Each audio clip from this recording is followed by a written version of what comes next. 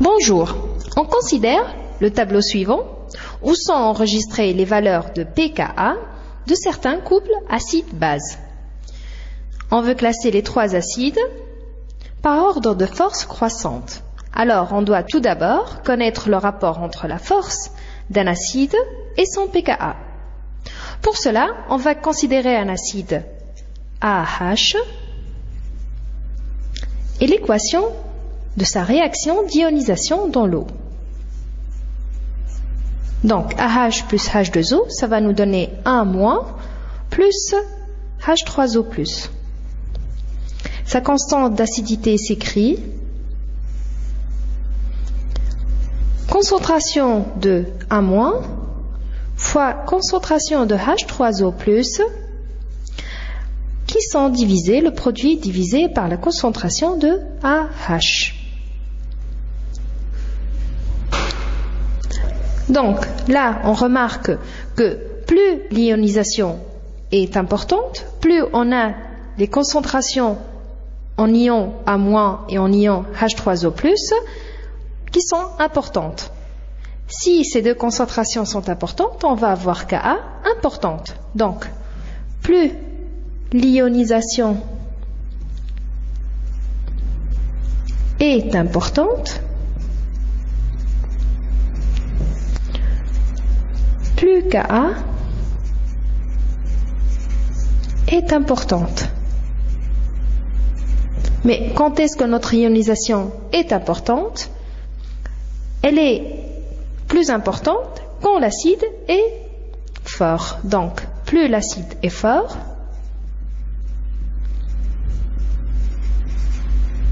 plus l'ionisation est importante, plus K est important. Donc, voilà la relation entre la force de l'acide et son Ka, sa constante d'acidité. Il suffit de trouver à partir de là la relation entre la force de l'acide et son pKa. Donc, pour cela, on va prendre deux acides, 1 et 2, tels que 1 plus fort que 2. Cela nous donne quoi? Cela nous donne que sa constante d'acidité Ka1 sera plus grande que Ka2, la constante d'acidité du deuxième acide. On applique le log aux deux constantes, ça nous donne log de Ka1 toujours supérieur à log Ka2. Maintenant, on multiplie par moins 1, ça nous donne moins log de Ka1 inférieur à moins log de Ka2. Mais moins log de Ka1, ça nous donne pKa1. Donc, ça nous donne pKa1 inférieur à pKa2. Donc, si 1 est plus fort que 2, son pKa est plus petit, forcément. Donc, l'acide le plus fort dans ce groupe-là est l'acide à qui correspond le pKa le plus petit. Donc, si on veut classer ces acides par ordre de force croissant, on va classer les pKa par ordre de force, par ordre décroissant plutôt, par ordre de grandeur décroissant. Voilà. Donc, le pKa le plus grand, c'est 10,72 et il correspond au CH3 NH3+. Ensuite, c'est 9,25 qui correspond à NH4+. Et à la fin, c'est C5H5NH+. Voilà nos trois acides classés dans l'ordre croissant des forces. On prend maintenant une quantité de chlorure de pyridinium, C5H5NHCl, que nous noterons BHCl. On la dissout dans de l'eau distillée.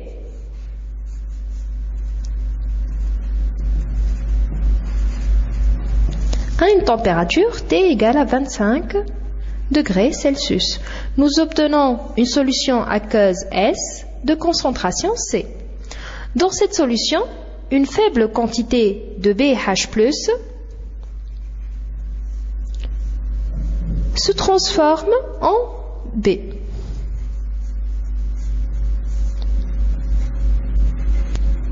Voilà l'équation de la réaction de transformation. On néglige les ions provenant de l'ionisation propre de l'eau devant les ions provenant de pH+.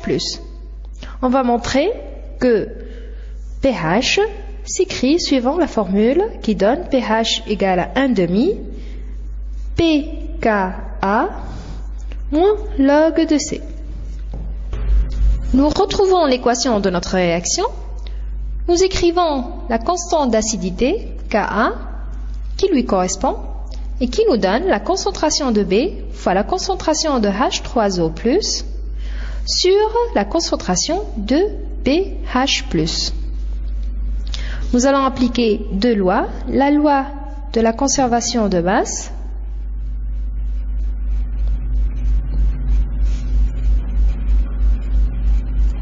qui donne BH+ égale à C moins B.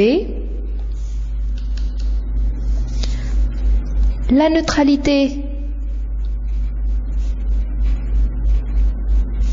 électrique qui nous donne la propriété que dans un mélange neutre, nous avons autant d'ions négatifs que d'ions positifs, qui nous donne BH+ plus H3O+ égale à Cl- plus OH-. D'où viennent les ions Cl-? Ils nous viennent de la dissociation du BHCl qui donne du BH+ plus Cl-. BHCl, c'est en fait le chlorure de pyridinium, donc le C5H5NHCl, qui est un acide fort.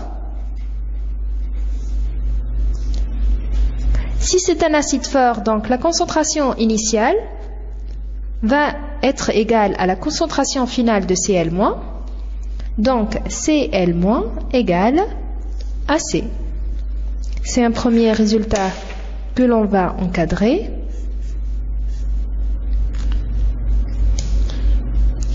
La neutralité électrique va devenir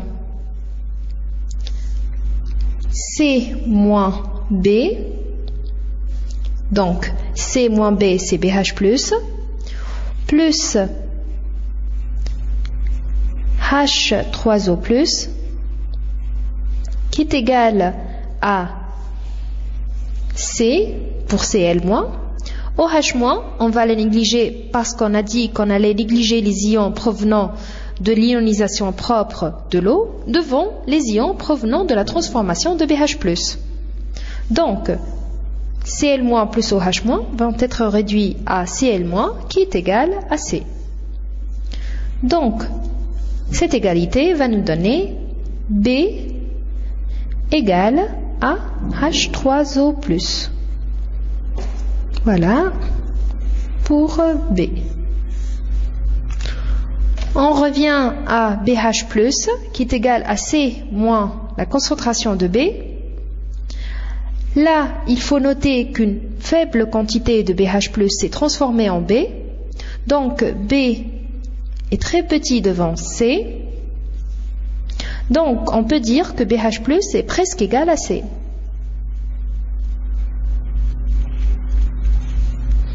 Voilà pour BH+.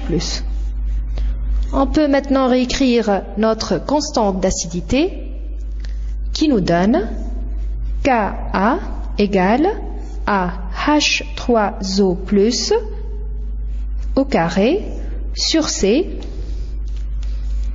Résultat que l'on va utiliser pour trouver l'expression de pKa. On est arrivé au résultat qui donne Ka égale à H3O+, la concentration H3O+, au carré, sur C. Nous savons que H3O+, égale à, s'écrit plutôt 10 à la puissance moins pH. Donc nous écrivons Ka égale à 10 à la puissance moins pH au carré, le tout sur C. Cela nous donne pour pKa égal à moins log de Ka est égal à moins log de tout ce rapport-là, donc de 10 moins pH au carré sur C. Donc pKa s'écrit moins log de 10 moins pH au carré plus log de C. Dans la vidéo des classifications des bases, nous avons explicité les formules de log pour simplifier le calcul de pKa. Donc, consultez cette vidéo-là pour connaître les différentes étapes qui nous donnent pKa. Donc, pKa va être égal à 2pH plus log de C. Donc, pH va être égal à 1/2 de pKa moins log de C. Voilà notre pH. Et voilà l'expression que nous voulions démontrer. La leçon est maintenant terminée. Je vous attends sur le forum pour répondre à toutes vos questions. Topnet, very intelligent people.